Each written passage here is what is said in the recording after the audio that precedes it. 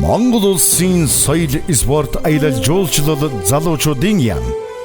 Монголын урлагийн ажилтны холбооноос хамтран соёлын бүтээлчсаар аяны хүрээнд зохион байгуулж буй. Шилдэг уран бүтээл шалгаруулах бүсчилсэн уралдааны хангайн бүсийн театруудын хамтарсан Хангай хааны экшиглэн тоглолт Өвөр Хангай аймгийн хөгжимт драмын театрын тайзнаа. Өндөр богдын өлмийг цэцэглэж алтан соёмб амилсан ерөөлтэй. Өлмийг игүүлсэн заяин гэгэн нь олныг бишрүүлсэн монхийн зултай. Хоймор завилсан ламын гэгэнтэн хонгор хайрганда хотлоо толцсон.